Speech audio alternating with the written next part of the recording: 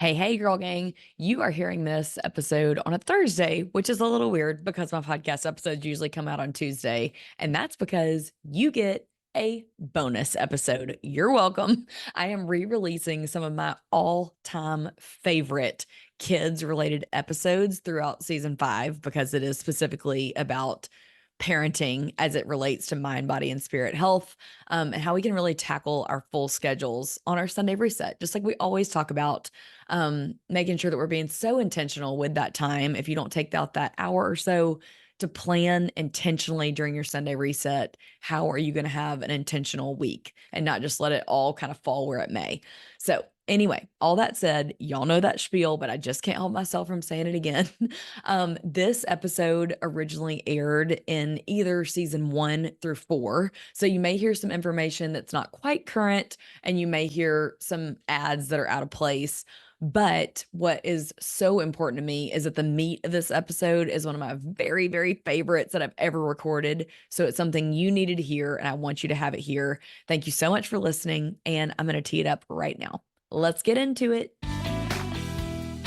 Holy smokes, you guys. I have been teasing this guest coming on the podcast for a while. I'm so freaking excited to have Matt Beaudreau on the show today. Matt is the founder of Acton Academy Placer and Acton Academy Sacramento. As a career educator, Matt has delivered TED Talks, consulted with universities, written books, created programs that have helped to push education into the 21st century for teens across America. He currently hosts the Essential 11 podcast and is a world-renowned keynote speaker and former kickbox fighter, which y'all know Eric's going to love talking about that. He's also the co-founder of Apogee Strong, and we are so thrilled to have him come on to talk about mentorship, relationships, specifically to boys. So boy mamas, make sure you listen up. And I just found out when I was welcoming him behind the scenes on the show, he's also married to a Heather B. So with all that said, Matt, welcome to the show. You're dang right. That's the best part of the whole thing right there is that Heather connection, So yeah, honor is absolutely mine. Thank you for having me.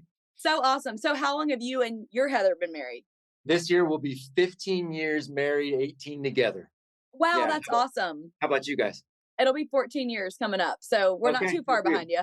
Yeah, not at all. When's when? What month? We got married in September, and we were college sweethearts. So cool. Yeah, very cool. Yeah, we're October. Very cool. I love it. Yes.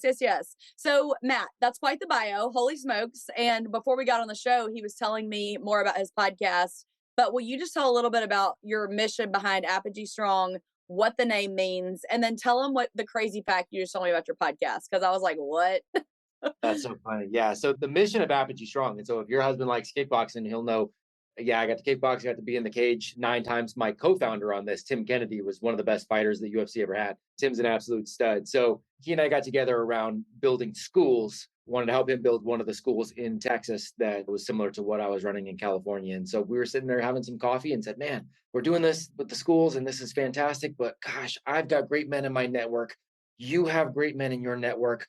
We need to be doing more collectively as a society to get good men back in front of our young men and bring back these rites of passages to manhood. What does it mean to be good, character-driven, value-driven, service-oriented young man?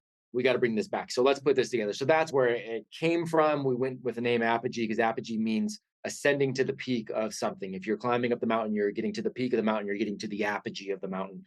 And because, we believe that moving into masculinity is a continuous journey. It's something I'm still working on too. I still work to get better every single day, right? Perfection's not possible, but the pursuit of perfection is possible. And that's what we say should be our standard for young men and for men as well, right? It's that pursuit of perfection in the things that matter. So that's where all that came from. And then, the podcast started out a couple of years ago called the Essential 11. And the whole premise when we started was bringing on amazing human beings who were out making an impact and having them answer questions that came from young heroes. So we've had Gabby Reese and Seth Godin and Patrick Bet-David and Gary Vaynerchuk. And I mean, the list goes on and on and on of just world-changing human beings answering these questions. And then more recently, the podcast will be actually inclusive of young people who are on there with us. I talk with the guests for a little bit, and then the young people will jump in and they'll ask their own questions too. Cool. So it's really, really cool. It's a really inspiring hour, and it inspired iTunes and Spotify so much that they ripped down about 150 of our episodes Oh, and both wow. said, we don't know, really what's going on. We don't know. So, but they didn't help me recover anything. So we've had to go back and recover all those and been trying to re-release all those along with, as Jeez. well as the backlog. So it is what it is. You know what? It's work worth doing. So you're going to have struggles. It's all Yes. good. Absolutely. Well, it's so crazy when he said that. I was like, man, a large part of the reason why I wanted to launch this podcast, it's always kind of been like a dream in the back of my brain for years as an entrepreneur. But what finally pushed me over the edge was I thought, well, like Instagram's starting to censor so much, Meta as a whole is starting to censor so much. I'm going to get on this podcast platform where at least I can have more freedom of speech, not be worried about that. And Matt's like, actually, just be Yeah. aware. Yeah, kind of crazy, huh? Kind of crazy Yeah. how that happened. I mean, we've had the same thing with, even payment processors and things like that, that are like, hey, because you're not saying women, you're only saying men so far. Well, then you might be some sort of terrorist organization. And so we're going to hold your payments. It's a funky world. It is a funky world. That's a polite way to put it. It's a Yeah. very sin-filled world, and I think that we're just watching the moral decay of our country and what we used to place our faith in God. It's getting like stripped down to the bare bones. And I Mhm. found Matt because as the world did start changing so much in 2020 and all of a sudden censorship was becoming a thing. And Matt, I'm really passionate about sharing about human trafficking. I feel like since I have such a prominent platform, obviously, that's built online, and I know that porn and online addictions and a lot of things play into human trafficking. And so I feel a very heavy weight that the Lord has placed in my heart to care about women and children that have that happen to them or get sucked into it. And so it's just such a touchy subject because even the church is almost like afraid to touch it. And then when I started talking about it online, I literally watched my engagement like start Yeah, just like totally. boom. Yeah, just insane. So anyway, during all this in 2020, I started following more accounts that were also being like, what's going on with my account? Like it tended to be more conservative accounts, more Bible believing, like kind of like what you're saying, like believing in classic roles for men and women. And it's like, what is happening here? I'd love to hear your take from 2020 going on. Yeah, that in of itself is a big question because there's so many different avenues we can go with. And thank you for your heart in the trafficking, situation too. And we partnered with Apogee has partnered with ARC, and we're bringing trafficking awareness to directly to cities. We're bringing people in, for Amazing. weeks at a time to help combat trafficking issues in various cities. And we're partnering with ARC, which is a phenomenal organization, Association for the Recovery of Children. So thank you for your heart on that. So yeah, 2020 was an interesting sort of deal. So I've gotten a very unique perspective that I'm very, very grateful for. And it's kind of this weird journey of, okay, well, I was going to go into the Secret Service and I turned that down because of somebody in the Secret Service. It was like, let me pull back the veil a little bit. And here's why you don't want to, right? So I have that experience. Mm, And I was in schools working at Stanford, working as a public school teacher, public school administrator, private school teacher, private school administrator, seeing the game of schooling and going, okay, well, that's not what everybody thinks it is either. So I've got to mm. go build something else for my kids. Right. So I had kind of that experience. I've been on stages for 500,000 people across the globe working with these big companies. Some of these bigger companies are in industries that have come up quite a bit in the news in 2020 and beyond. And so Yeah. I saw behind the veil for some of those too, where I went, that's not necessarily what I would call ethical or the right thing. Right. So I've gotten this unique, and I'm grateful for it, unique perspective in all these different industries. So, in 2020, I had already launched a number of schools. I already knew, and I had launched them in a way where we could not be shut down intentionally because I could see, especially in California, where things were going sideways in schooling a number of different ways that people didn't fully understand. So I had set us up in a different way. So when 2020 hit, we actually expanded while everybody else closed down. And it gave me the opportunity to Wow. start being more vocal about, hey, I've been telling some of you that this is on its way. What do you think? And so it actually has, these last few years, the silver lining has been so many previous conversations where people are now going, okay, now I'm ready to hear it. So I actually Ooh, look at it as a positive, right? Because I've yeah. been saying things prior to, and now people are like, oh, now I get it. Okay, let's Yeah. make a change. And they're making positive changes for their family. And so I'm excited about that part of it. Yes. So, Matt, tell people how many kids do you have and what are their ages? I forgot to ask you that in the beginning. Oh, that's great. No, it's no worries. I have three young heroes. My daughters are 12 and 10, and my young man is 7. Love that. Okay, well, I have a 7-year-old too, Leighton. I've got Leighton and Finn, 2 boys, 7 and 4. Okay. So I'm curious to ask you this question too. It's actually a large part of the reason that I wanted to have you on this podcast is I was having a conversation with my husband and I, between us and another couple. I'll link back to that show note. We had on Brent from She Gave It a Go, and her husband, Andy, he works in ministry. She does what I do, influencing full time. And we were talking about the difference between raising boys and girls, and they have 3 girls and a boy. And then we have our 2 boys. And Eric asked them, do you think it's harder to raise boys or girls? You have both. I'm curious your thoughts. And they said, well, we would 100% say girls. Like, it's really incredibly difficult. There's lots of emotions, this, that, and the other. And Eric said, I obviously can't speak to that because I don't have girls. But he said, what I will say is I do feel like there's a war on the American male right now and what it looks like to raise a manly man. And when he said that, I was like, oh my gosh, I've got to get Matt on the show. And so I would love to hear your perspective on that, number one. And then number two, to the boy mamas that are listening to this, how would you encourage them if they do have their kids in regular schools and they're like, what are you talking about with the schools? What's going on? Boys or girls, are they harder? The answer is neither. Neither of those is, and if I'm honest, neither of those, in my experience, is more difficult than the other. And it is only as difficult as we as parents decide to let it be. Ooh. And so here's what I mean by that. So there's a common thing called, oh, kids didn't come with manuals and, there's no directions and it's really, really hard. Is it hard? Yes, there are some hard parts, especially in that infant stage. You're not getting any sleep. Like there's all of those. It shifts your entire world. Now, all of a sudden your priorities have to be here, but you still have to take care of other things. So of course, those changes are difficult and you've got to learn to manage time differently.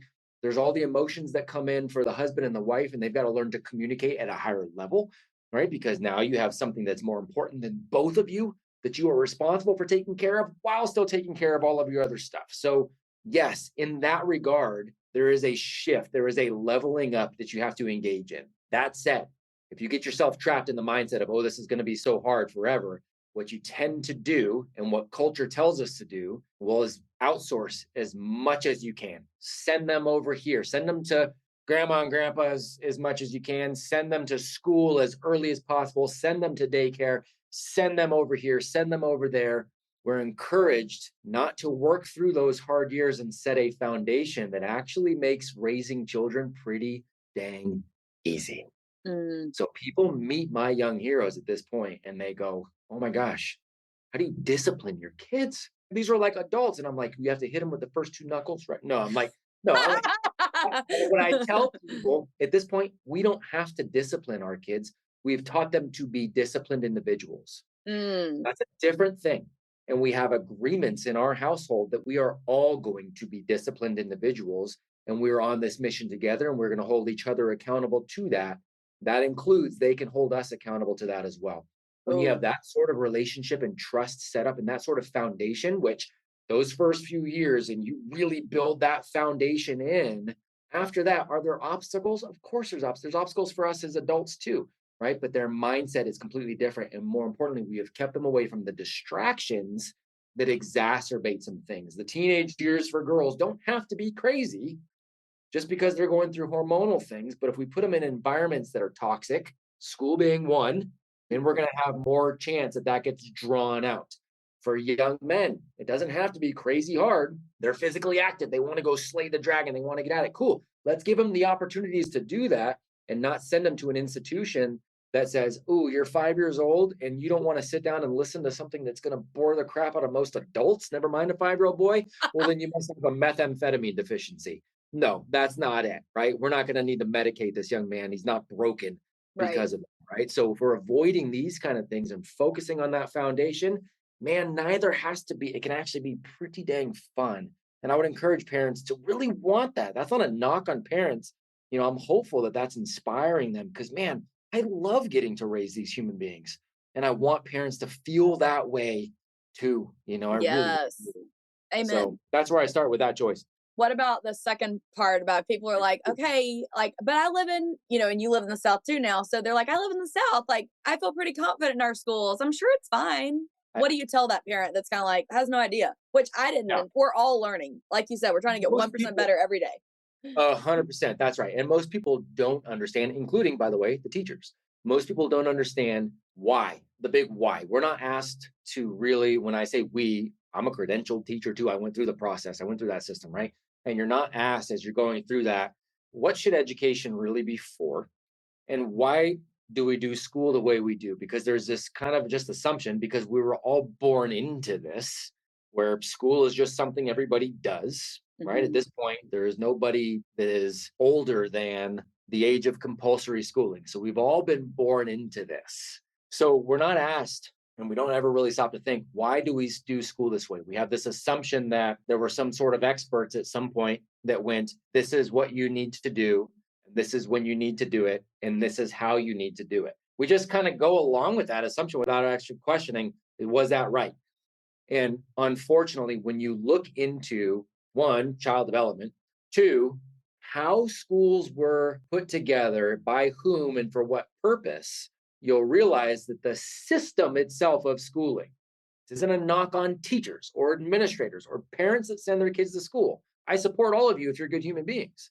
The system of schooling was put together to create slave mentality, to create workers who could follow directions, but not necessarily carve out their own path. And they were going to go ahead and just be blindly obedient to the masses, whoever claimed to be authority for the rest of their life. That's why it was created the way it looks. I didn't know that. That's wild. And that's what's unfortunate, is when you start going down that rabbit hole and learning that, you start to see, well, that is to create a schooled population. An educated population looks really, really different. And hey, wait, people were actually educated before compulsory schools. Yeah, actually at a higher level than we are now. So my, encouragement to parents is, understand this wasn't designed for you or for your kids. So what can you do to start moving the needle the other direction? Let's just start thinking about it and taking a look. And if you don't believe what I'm saying, then great. I don't expect you to believe it, but go look for yourself. Be brave enough to go take a look and ask the questions. First of all, I just want to say that I appreciate what you do. And I feel like it takes just a lot of courage to go against the grain and to stand up against the common narrative in general. And that's a lot of what I think drew me to your account, even though you're talking about all these manly things and, like you have the kickboxing background, all these things. But I was like, I see the value in what he's speaking here for just common human decency, which is almost now feeling like it's not the norm. But I think that, and maybe I'm wrong, but what it feels like is that the social media narrative is trying to push down the normal people so that it does feel like, well, everybody's crazy. It's just me and my family. Like, you feel isolated. So how do you encourage women and or men to find community locally? Because that's one thing that I always get asked is, I do feel so isolated since 2020. I'm still trying to figure out how to reconnect. Do you have any suggestions there? I think it's an interesting question, because it really begs the question, when you are looking for your quote unquote tribe, right? Somebody to connect with so that you do not feel isolated. And when social media is perpetuating the narrative of that you're kind of alone, right, on this, can we use that and go the other direction? It's an interesting thing. Now that we live in North Carolina, we've been here for a little over a year. I can honestly say, even though we've been here a little over a year, we don't have a lot of really good friends here in North Carolina, partially because we live on a big farm. We had to learn farming. We are not farm people. We grew up in the city. We grew up in the Bay Area, right? So we didn't know anything about farming. Quite the change. Yeah. Quite the change, right? But we wanted to learn, and we're excited to learn, and we've been learning. So we've been taking on this process and enjoying every single minute. My kids are in activities, and so they're making friends there too, but they're not struggling at all. They're not really like, ooh, we got to have somebody here locally. I don't feel like I have to have anybody locally. My wife doesn't feel like we have to have anybody locally, because we still actually have friends and family that we connect with virtually. And so it's a very interesting thing, because as much as social media can isolate, I can tell you the people that I talk to on a daily basis, the men that I connect with, the women that my wife connects with, we actually have a lot of these friends that have come through social media as much as anything else. So I don't think it has to be one or the other. I think it just is, going back to what you were saying, being intentional about connecting somewhere. So is it there in your local community? And do you find them through activities, through church, through shared, a lot of times I know a lot of guys will find community through jujitsu or martial arts, right? Shared things, shared values. Obviously, find through church, shared values, homeschool, Co-ops are great because a lot of times you have families who have the same values. Looking for things like that locally, I Yeah. think can be beneficial, but I don't think we have to totally discount the value of social media too, if you're intentional with it. Hey mama, do you feel like you are surviving on chicken nuggets and goldfish and haven't stepped in a gym since college? Or maybe, on the other hand, you feel like you're checking every health box and are still hitting a brick wall? Well, I'm here to help you redefine what it means to be healthy from the inside out. I'm a former fitness instructor and everyday mom who is passionate about helping you create a beautiful life you freaking love. So I'm opening the doors to the Healthy by Heather Brown membership to the public and can't wait to walk alongside you and be your cheerleader. When you join, you'll be added to my exclusive Facebook group.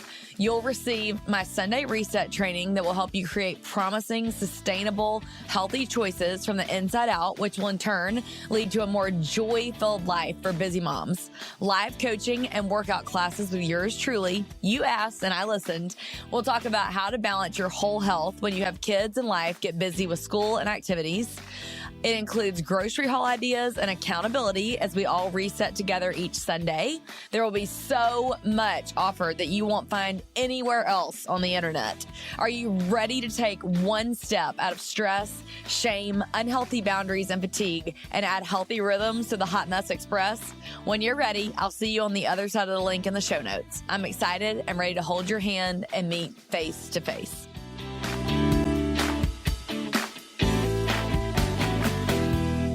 Now, Matt, so we've talked a lot about social media, and I think the biggest thing is what I hear on my DMs a lot, and I'm sure you do too, is I just didn't know that other people felt like this. Like I thought it was Sure. just me and my family, and I feel scared to say something. I'm so proud of you that you're willing to say something. And I'm like, yeah, but you have a voice too. Like if we all spoke what we thought, we would realize we're not in the minority. So how would you encourage people that are scared to start speaking out and maybe start saying things that are very countercultural? That's so good. It's so good because you're right. So many people live in fear and don't want to voice things. And it's interesting because I think parenting plays into that. I think culture plays into that. I think school very much plays into that too, where it's just like, no, you just answer to the authority and we'll tell you what your opinion is. And, there's only going to be one right answer and you're not going to be able to speak up. And so what's happened is people have lost the ability to really engage in civil discourse. So I think a lot of the fear is because people, it's either way over here to the left or way over here to the right. Like I either have to say nothing, or if I say it, I've got to come out and say something so aggressively that it's like, you're either on my side or you're not. You're either in my gang or you're not, right? The reality is, at the end of the day, the majority of us probably agree on the majority of things. Even if we disagree on big things, Right. we probably with that. agree on more things than we disagree on. So I always try to encourage people to start there. Start with speaking to like, hey, you and I might disagree on this. Here's where I think we agree. And we're both coming from this place, right? And even when I talk education, like knowing what I know on schools and why they're developed that way, I think a parent is sacrificing their child to the enemy. Like that's how much I believe that school is designed to bring us the other way, right? Wow. But I know parents aren't sending them there because they want to send them to the enemy. Right. They're sending them there because they think it's the best thing, because they love their kids, because they want what's best for their kids. By the way, I want what's best for my kids. I also want what's best for your kids. We agree on all of these things. Let's start here. Yes. And then I'll say, look, here's my side and here's my evidence to it without having to beat you over the head with it. And you don't have to agree with me, but I want you to at least hear this. I want to hear your side. And I'll listen to you, right? And I want to start with what we agree on and then go from there. And that's a harder ask than people realize, but that's where I always start, because if people will start with just that part, sometimes they get a little braver to speak more and more and more. Oh, that's so good. Yes, I totally agree with that. So while we're talking about peer pressure a little bit, can you dig into peer pressure and how we can get our kids, specifically our sons, through that if they are in a school or, with drugs, vaping, whatever it is at the time? Yeah. So there's one of the common pushbacks I'll get is, hey, well, your kids have to know that life, can be hard and there's bad people out there sometimes. So might as well send them to school. And I'm like, okay, so if you are wanting to get better in your life, do you go hang out in prison for a week? That doesn't make any sense, right? If I want to love, what am I doing? I'm going to go listen to a podcast. I'm going to go read a book. I'm going to go to a seminar. I'm going to go listen to stuff. Like I'm going to go somewhere that's causing me to elevate my game, right? Well, guess what? Kids aren't practicing to be people. They're just people with less practice. They're no different than us. I So like what that. do we do for our young people? We need to expose them to as much greatness as possible. So that starts with parents. So peer pressure isn't a thing if they don't feel the pressure. So if they're already thinking at a higher level, they're thinking about greatness, they've got a mission, they've got a purpose. They see mom and dad living a mission and purpose all the time. They're extraordinarily happy at home with what's going on. They feel like they're a part of that team, a part of that mission, a part of moving something forward. They're excited. They're living an adventure. And if they're living an Yes. adventure, then something else loses its luster, right? There's not vaping. Like it doesn't even sound cool. Yes, we've had the conversations at home about, here's what this is and here's why this will crush you and take you off tracks. Yeah, you've had the conversations. Right. But more importantly, it doesn't even seem attractive because of the mission that I'm getting to live, right? And so then you're continuously, mom and dad are living the story. They're bringing that young hero along. They're lifting eyes to the horizon. Here's what's ahead. But then they're also telling stories of other people who live that way too, right? We've lost the ability to put heroes up in front, in the media or in movies or in books or in music, putting heroic stories up there for us we connect to stories as humans. Yes. So but movies portray victims, media portrays victims and the victim mentality. And that's what's trendy. And that's what's put on a pedestal, right? So that's what they're now looking to as on the horizon. And then they have mom and dad who are like, oh, I hate my job. Money doesn't grow on trees. And they're like, it seems very unattractive to be an adult, Right. Yeah, totally. So Eric is going to love that quote you just gave about victim mentality. That is like his biggest soapbox. He cannot handle it. it's such a big issue, right? It But we're putting is. that on a pedestal. We're making that a new value. And so our young heroes have that kind of value being put in front of them. So, man, some sort of distraction starts to look more attractive because it's like, man, at least I can get out of this nonsense for a little bit, right? Hmm. So they've got a mission and they have amazing humans around them and they're hearing these stories and they're consistently being pointed towards hero stories. The things that are distractions, they aren't even attractive. Yeah, People can't believe that my 7-year-old boy has no desire to play video games, really. I'm living it. that's Like, awesome. why would I care to go to a virtual, right? And again, that's so important, especially for you, if you're raising these young boys, please understand that's a God-given DNA. We want to Yes. conquer. We want to go slay the dragons, man. We want to go fight the battles. We want to go rescue the princess. Like Yes. we Raising want to, boys, the dude, book. oh my gosh, we want to do that so bad. But then if we get shown, okay, well, we can do it in the safety of your own home, and here's how you live this adventure through a controller. You're like, well, this is easier because I don't have to actually do Hmm. anything in public. If I fail, I get to cool. Well, then that absolutely leads to turning the volume down on what you do in real life. That virtual box check that you can do through video games, so it's like, well, how do I do this with relationships? And we know how to get that with relationships too, right? Yeah. And these are real issues. And by the way, this isn't just me spouting off. This is me 2 decades working with young human beings. And I'm hearing it straight from them. I deal with it day in and day out, just with the parents, with the young people themselves, Yeah. right? Yeah. It's a real issue. So Absolutely. So boundaries. what does it look like to shape a family that is countercultural and teaches boys to be God-fearing men? Like if women are listening to this and they're like, "Oh, I didn't lay the foundation. My, 10, 11, 12-year-old boy is always stuck in video games." How do you kind of encourage them to break that cycle? Yeah. How do you encourage the parents to break the cycle? Because it's theirs. That's their Yeah. cycle. Not the Yeah, young man's for cycle. sure. It's the parents' cycle, right? So the parents have to get their stuff together first. The hardest part of parenting is making sure you're doing the right thing in your own life. That's the hardest part of raising any young people is making sure you're dialed because they are going to become who you are before they become anything you tell them they can be. So So true. Woo! you got to do the work first. So that's Yeah. the hardest part, right? So if they're the ones that put the video games there, they're the ones that bought it, they're the ones that are allowing it, they're the ones that are setting that standard at home. You make normal what you make normal. It is normal in my household for my 10-year-old daughter to ask me a question. Like she asked me a question a few months ago. She's like, okay, so I'm listening to all this stuff about the Fed printing money. If the Fed just prints money all the time, anytime they want to, Well, then why are they so concerned about taxing everybody else? And I posted something about that on social media, and somebody's like, I'll take something that never happened for $500, Alex. Because in their mind, that's not something a 9-year-old could ask. You know why? They don't set that standard. In our household, Right. that's a normal conversation. In our household, my kids look at the P&Ls of my business. In our household, my kids understand our trust structure and the cash flow of our family and how things work. That's a normal conversation for us. Talking about what's on reality TV or what's going on, like that's not normal for us, Yeah. right? When That's so parents good. have these kids playing videos, they've made it the norm. So you've got to start shifting new norms. And in order to do that, you've got to be inspired, and you're going to have to figure out how to inspire them as well.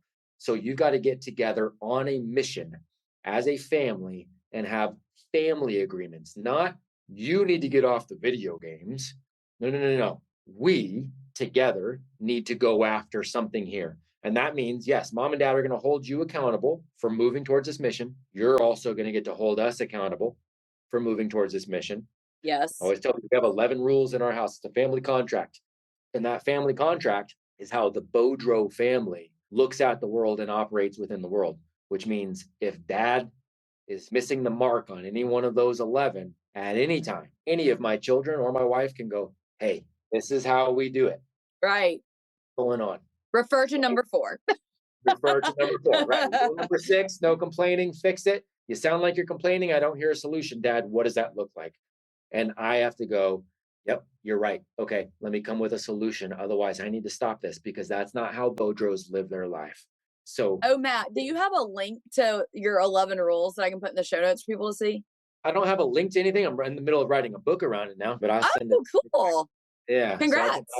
Thank you. I appreciate that. I can send you a list of the 11. And what I tell people too is that people will send the list before we've gone through the 11 on podcasts. Every once in a while, what I want people to understand is those 11 are highly, highly personal to us too, right? So if I say one of our rules is to be a copycat, people go, okay, well, that's stupid because cool. This isn't yours. This is ours.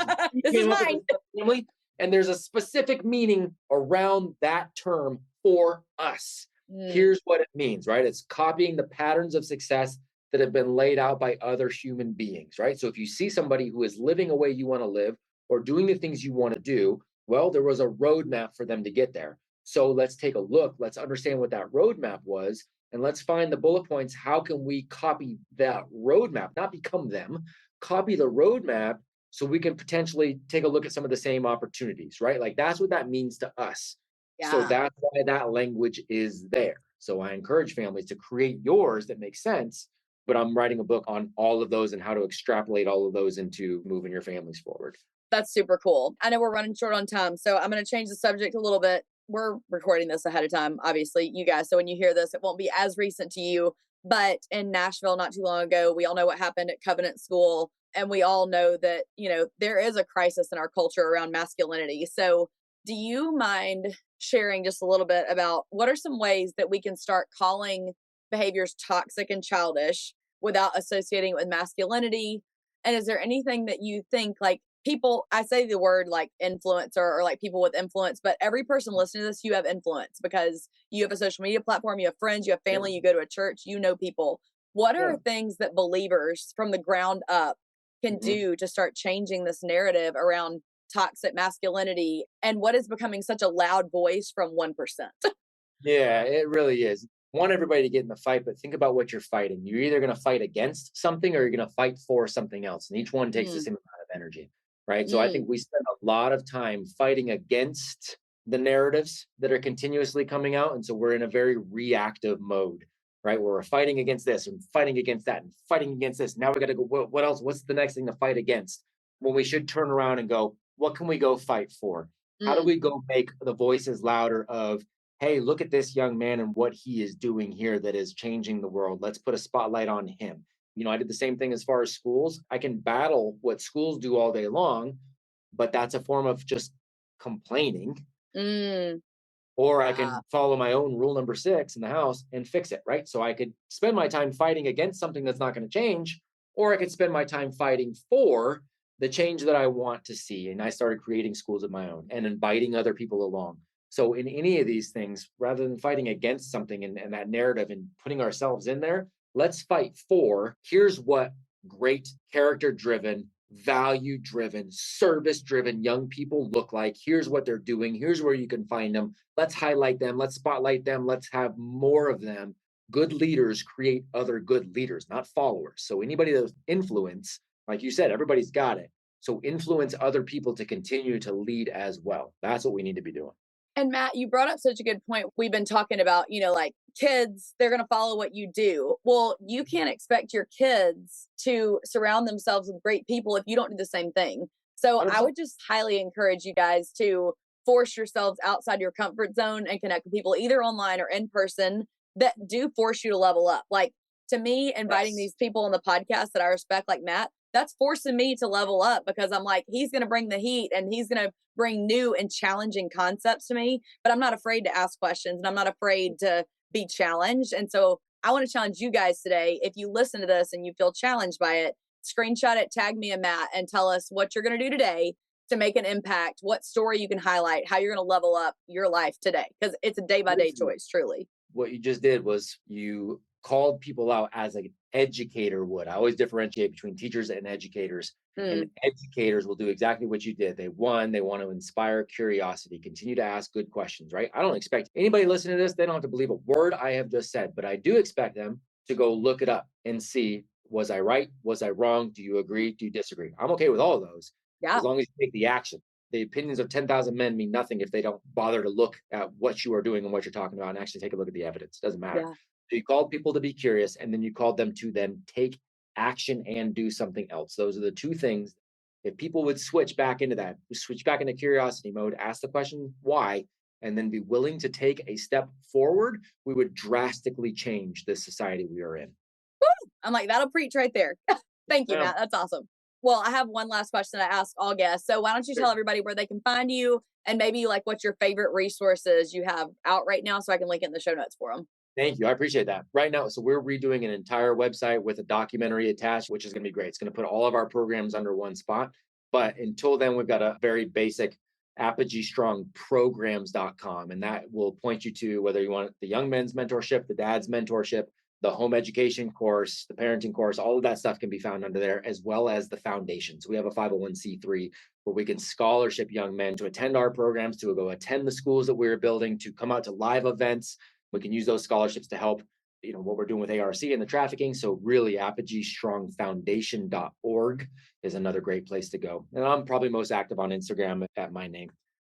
We will link all that. And then my final question for you is, what are some ways that you consciously reset, Matt? I talk a lot about my Sunday reset and how I use that to set myself up for success as a family and for my mind, body, and spirit health, and recharging your life right now. And it can be anything that makes you feel like you. You know what's cool is my family really is the reset. They really are. And so I love what I get to do. And I feel like I am on a God-given mission. So it's very easy for me to work every single day. It's not a hard thing for me. And I tend to want to put myself in that scenario, but I understand that that's not what I need to do as well to be effective. So I make sure I am very much in control of my schedule. I have a very specific stop time every single day where I just go and I just sit with them, whatever they want to do, wherever we want to go with it, whatever that looks like. That is what recharges me so I can get up the next day and be fully ready to rock and roll to serve others as well. So it's very easy for me. That's super awesome. Well, thank you so much for being on the show today. And thank you as a mom of boys and from a couple that values people like you willing to speak out. Thank you so much for all you do. Honored, truly. Absolutely. All right. Well, you guys, like I said, please screenshot this episode, share it to your stories, tag me and Matt. I will put all the resources we talked about in the show notes. You guys have a beautiful day and go get bold out there. If y'all think I'm a little crazy, just wait till my favorite guest joins me in the marriage corner. It's my hubby, Eric. Welcome back, girl gang. Get ready. I asked Eric to do this for me as a personal favor. All right. So Heather asked me to come on and she said, Eric, you have got to listen to Matt's interview first. Now he has a UFC background, kickboxing. And she said, Eric, is there any way you could do a UFC intro? And I'm like, well, there is this guy named Bruce Buffer, and he always starts the UFC fights. And when it's the main event, he comes on and his big tagline is he introduces the fighters and he goes, "It's time for the main event." So I'm sorry if that was very loud, And I'm sure I did not do that justice at all. But I think that I'm most excited about starting this conversation about this podcast you did with Matt, because it really did speak to me. And you were so enthusiastic about the interview. You're very enthusiastic about all your interviews, but you said, Eric, I think you're going to really relate to this. And I think you're going to have a lot of points. And I thoroughly enjoyed the interview and I can't wait to discuss it. Yeah, for sure. So we don't actually normally even do this on the podcast where we discuss the episode prior in the marriage corner. But I've been following Matt now for probably close to a year, maybe a little bit longer. And I've sent several of his things to Eric, like, oh, I think you're going to like this post he did, or, whatever the case may be. So then when I had him on the podcast, I called Eric like on fire. Like I was like, this is awesome. I can't wait for everybody to hear it. Like, it's going to be so good. And I was like, is there any way you'd be willing to listen to it early so we can talk about it in the marriage corner? And Eric was like, if you're this fired up about it, sure, let's do it. Most definitely. And I listened to the entire interview. And I guess one of the first things that stuck out to me about Matt, and I almost feel like I can just call him by his first name because he just seems so relatable. I just felt like there was something different about him, the way he spoke, the confidence he had. And, this isn't to toot my own horn or your own horn, but I know people say this about you and they'll say this about me at the hospital at times, but I'll talk to a patient or things of that nature, and they'll kind of say that same thing. They're like, there's something different about you. And, sometimes I'll go into my faith and that's a good opportunity to talk about that. I noticed that same genuineness, that same contentment, that same confidence when Matt was speaking about the topics that are close to his heart. And you can just tell that that really is Christ in him. And I think that's the same thing for you and me. And like I said, this isn't to toot our own horn, but a lot of times when you are around people that are believers, I do feel like there is something different about them. It's hard to put your finger on it at times, but it is a contentment. It is a genuineness. And I could tell that about Matt. Yeah, I would definitely agree with that. And I also actually told Eric when I got off the phone with Matt for the podcast interview, I said, he reminds me a lot of your dad, Eric. So Curtis A, we jokingly call him Curtis A.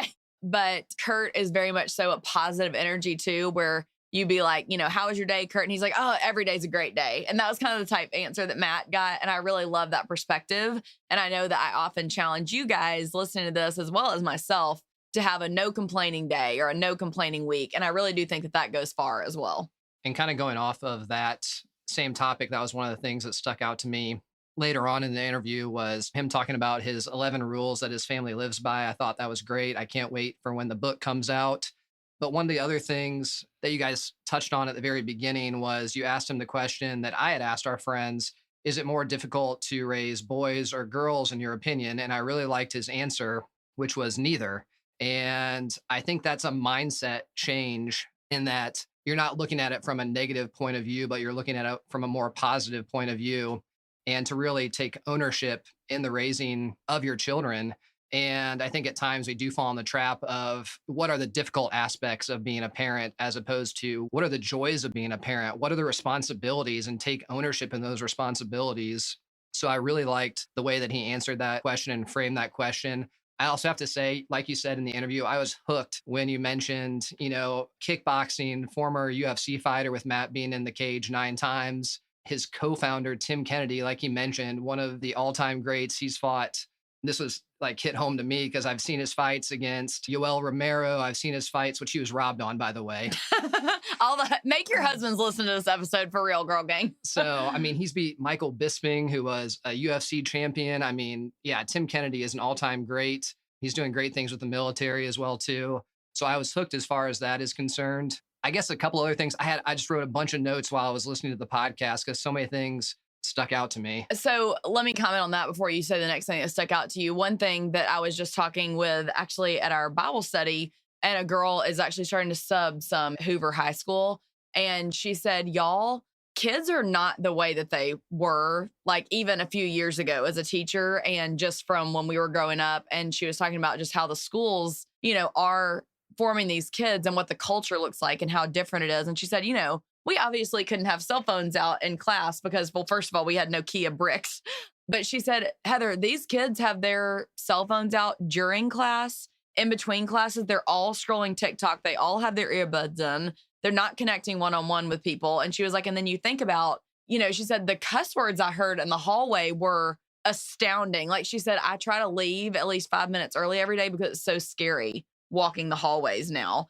That really struck me after this conversation I just had with Matt, because I think a lot of times you think, like I said, that you're in the South and you're in this, quote unquote, great school system, but it's just eye-opening. My eyes were like, whoa, after hearing all this. I hear similar stories as well, too, amongst our friends who are teachers or around children a lot, just how things are different, expectations are different. And when you said that, it made me think about what Matt had said about really taking ownership as a parent. And it made me think to myself the question, what really is causing parents, specifically men, to shirk their responsibility of being a parent nowadays? And I think there's a lot of different factors. I think there's so many distractions in the world nowadays, whether it's like you mentioned when you guys were talking, whether it's video games or it could be, things such as even pornography. But, another thing that I thought about as well, too, there are a lot of seemingly pressures on men. And some of those, include, paying bills, you got your mortgage, you have paying for, if you private school, all the things that go on with school, extracurricular activities. It could be saving for your retirement. And I think a lot of men, they almost get overwhelmed with all of these responsibilities. But then also, too, we talk about this a lot. I'm a big believer in perspective, and it's really easy to, and you guys talked about this as well, too, is talk about that victimhood mentality. And if you take a big picture perspective view, men nowadays and people in general have it better than they have ever had in any history, in any generation. We have it better. Just a few generations ago, people would wake up and think to themselves, how am I going to survive today in the USA? Yes. In the USA, there are people that definitely have those hardships, but for a majority of people, they do not have to worry about that. Instead of worrying, how am I going to survive today? We get to worry about how am I going to thrive today? And that's a completely different mindset. And if you have that mindset, all these other pressures that you have on you that maybe are causing you to shirk from your responsibility, whether it's bills, money, marriage, all these different things. If you take a big picture perspective, they really pale in comparison. And whenever I'm able to take a step back, it allows me to refocus and really think to myself, all right, let's do this, Yes. And I think that one thing that I have felt convicted about recently, and I think that as moms, you'll probably relate to this, is that I actually think that even though the boys come home from school each day, or even on the weekends, a lot of times they are playing outside, which is great. I absolutely love that for them. I want them outside playing with their friends. And I know you're never going to be a perfect parent, and there's grace for that. But one thing that I felt a lot of, I guess, disappointment in myself maybe is that I am almost like shirking the responsibility, though, of still having those one-on-one conversations with my boys, or being like, yes, I want you to go outside and play, but I'm going to go play with you because that's my time that I have to invest in you. Now, do I think it's my job to entertain them all the time? Absolutely not. Do I think they should play outside with their friends some? Absolutely, yes. But I think that I've almost taken advantage of the fact that I have said no iPad, during the week, and I'm sending them out to play all the time. But then I'm almost removing myself from being their primary truth teller of having real conversations, getting into their day. And I do think, Eric, I'm really proud of us. They only do soccer practice and soccer games, and they have swim. They're not in a ton of activities, but I think I just want to be more intentional about the time that they are home from school. Me being the primary one pouring into them and speaking things into them versus other kids that are, not believers or just different, things are prioritized in their home. So I definitely agree with you, but I also want to encourage you to give yourself grace as far as that is concerned, because one of the things that also stuck out to me in the interview is kind of how Matt talked about boys in particular. They want to be heroes. They want to slay these dragons. They want to go on adventures. And I was actually just talking with my dad. I grew up in a relatively similar environment where we had woods behind us. And I just remember going out in those woods and creating all these different adventures in my mind. And our boys nowadays have a zip line that they have been obsessed with in one of our neighbors' backyards. And I definitely think there's a time and place to have those intentional conversations with our boys. And that was another thing that I was going to ask you about later on in the podcast, about specific things that we can do as a family that kind of Matt touched on as well, too. But I am more than happy, and I'm so thankful that our boys have friends. I don't want to know what they're doing out there. I really don't. I want them to push boundaries. I want them to get hurt. I want them to take risks, And I'm so happy that they have that opportunity. And I think one thing we need to do as society is really we try and protect our kids from every hurt, every slight. And you know what? When that gets into the real world, we're not going to be there for them to protect them all the time. Mhm. And I would rather, like Matt said, implement those expectations and those standards now as far as learning, getting hurt, dealing with kids, other kids, different interactions. Those are all critical aspects of growing up, in my opinion. Yes, I would agree with that. And I think yesterday, because I've been thinking about this conversation so much, and again, it's like what Eric and I decide and what Matt and his family decide, like everybody's has to be Different. different and Yep. normal. You have to figure out what works for your family. But the thing that I figured out yesterday was I thought, okay, I know Eric's not going to get home from work until late tonight. So I just thought like, I'm going to let them play outside until 5:20. And then I'm going to cut off my work. And then I'm going to tell them, hey, come inside, quit hanging out with the other kids. And me and them are going to go walk over to a creek or to a park or something. And we just marveled in the outdoors. And like they got wet. They crossed over, they built quote unquote dams like the beavers do over creeks, and then almost fell in the water. Shocker. And so it's just really cool to get to like walk and talk and then experience outdoors with them. And it just felt like I was really excited about the way that perfect balance played out yesterday. Obviously, every day can't be like that, but I was excited to almost think like, how can I make that a priority at least a few times a week? For sure. And one of the things that you just touched on is that everybody's family is different. I think sometimes it's very easy to compare ourselves to other people and try and have these big ideas and do all these things. But you know what? Just being a good dad and being involved with your own children's life is enough. One of the things that Matt talked about was, instilling these servant hearts, service in community. And that's going to look different for each person. You could be a community speaker. You could go to local rec halls and do that. For me, one of the small things I do is I coach our kids' soccer teams. And I love to do that. I love to play soccer. And one of the other things you guys spoke about was the victimhood mentality, which, like you mentioned in the podcast, just that's one of the biggest things on my mind right now is how easy it is to get into this victimhood mentality. And one of the things that I try to instill in these young kids, it really is this cliche. It's not about whether you win or lose. I want them to win, and teach them how to win. But really, it is about how you handle loss. Because if you lose and you have that victimhood mentality, that's just doubling down on a victimhood mentality. And I would rather have them learn from losing, figure out what can I do to get better. And that was one of the big things that stuck out to me. But being a service to your community can come in many different forms. And even if you're just a servant to your own family, that is enough. Amen. I definitely agree with that. I'm glad you made that point. And I will say too, that I really like how Eric, when you are coaching, I also think Eric does a really good job at the end, having the kids even say who they think played really aggressive that game or played really well and not just making it about me, me, me. And I think that that's also a really cool habit that you're instilling in those kids from a young age. Thank you. Yeah, for sure. I think one of the other things I thought about was different types of leadership because each person is so different. There's people that are introverts, there are people that are extroverts, and how people get their energy. And if you look back in time, and one of the things Matt talked about was he's trying to highlight these different heroes and leaders in society. And I'm sure he would probably agree. There are many different leaders that were actually fairly soft spoken that, whether it was through just example or could be more silent protest. But then there's also huge leaders that are more extrovert that you think of your classic, military leaders, things of that nature. But leaders really do come in all shapes and sizes. And one thing that I would like to do is I think dive more deeply into how do we cultivate these leaders, especially with children that have different personalities, because not every child is going to be your prototypical leader with this big extroverted personality, come follow me, but how do we get these more soft-spoken children, which that's just how God made them. How do we give them confidence to be leaders as well too? Yeah, I really, really like. I do think that actually part of what you're saying though, is that's part of your parental responsibility too, is to figure out ways to make your kids or at least assist them in thriving and understanding where their identity comes from.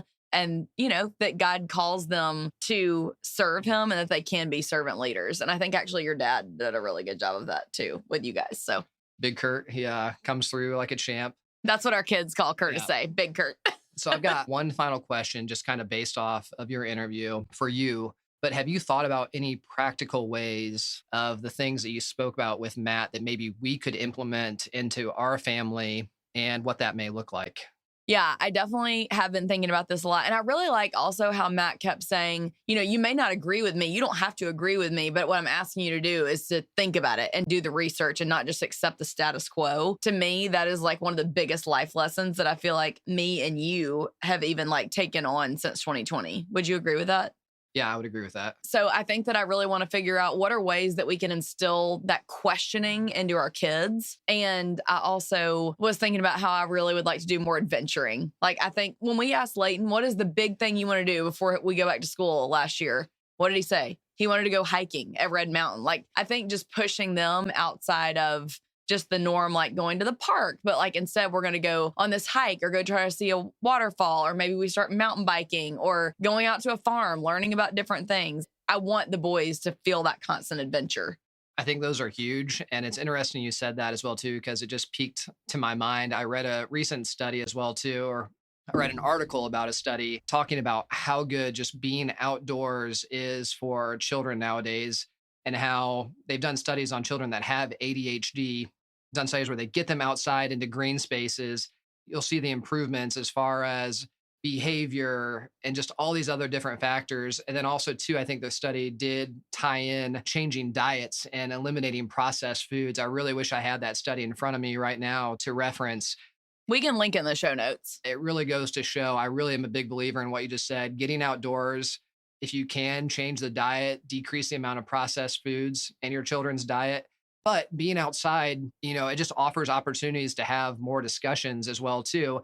And not so much in a formal setting. I guess the one thing that I was going to say as far as how do we instill some of these thoughts and ideas into our lives practically was, I guess it was just more about being intentional. And I was thinking about things, and we've tried these things before, whether it's something like Family Friday, where we sit down and maybe we discuss a certain topic that's going on in today's society. I think sometimes as parents, we're afraid to talk about current events or our specific values because we're trying to shield our kids from all these worries. I think there is something to be said for that, but I also am a big believer. And as I get a little bit older as well, too, I don't want to shield my children from the hardships or the worries. I would rather have them be tough, resilient children now, understand what's going on, be set in their moral grounds, then later on them having to struggle with that themselves. Obviously, we're always going to be there for our children, but I would rather set that foundation now than later on. Yeah. I also really was intrigued to hear what you thought about what it could look like, to how he talked about disciplining his kids with like, we're all self-disciplined. How do you think that could play out in our family? With a 7 and 4-year-old, I'm like, that's different grounds to think about, Well, I think it goes to, once again, holding each other accountable. And if you sit down and discuss whether it's Matt's 11 rules of his family, like he said, it's different for each person. His 11 rules aren't going to be our 11 rules, or we might have 3 rules or 5 rules, whatever it may be. But I'm a big believer in holding each other accountable, because if you do it in the right way, like we say, time, place, and manner is so important. It really is important to hold each other accountable, and for children just to learn the importance of constructive criticism, that I'm not doing this because I want to be mean to you. I'm doing this because I love you and I want to hold you accountable. I want you to be better. And as they get older, these kids, they're going to get criticism from their boss. They're going to get criticism from their friends, from their loved ones. And it's really important to learn how to deal with that now and take it in a positive as opposed to a negative. So I'd rather have those conversations now. I agree. And I think that it really does, to me, it made me think about how am I going to be more of a proactive parent versus, I think sometimes when I am being lazy, I can be more of a reactionary parent. For sure. And I think it's very important to try and be proactive as opposed to reactive. And I know we both fall into that trap sometimes, but that's something that we can both practically work on, I think. And hold each other accountable. And look at that, already working on it. All right. So last question. Are you ready to move to North Carolina and be by Matt and start a co-op with him? Let's do it. Eric knows I want some chickens. I want some chickens real bad. All right. We're coming. Let's go. Come on, Matt. If you get a horse, we're sold. That's right. All right. Let's be honest. I'm probably not leaving Birmingham, Alabama anytime soon, but maybe get some land a little bit outside and have my animals. It's okay to have options. That's right. Options. All right. You guys have a great week. Don't forget to screenshot this episode, post it to your stories, and do what I challenged you earlier with Matt. And then my next thing is I'm going to challenge you today to send this to your husband and ask him to listen so you guys can discuss it too, because it was really fun, not only to hear it, but then to get to hear Eric's take on it too. So let us know how that goes. Y'all have a great day.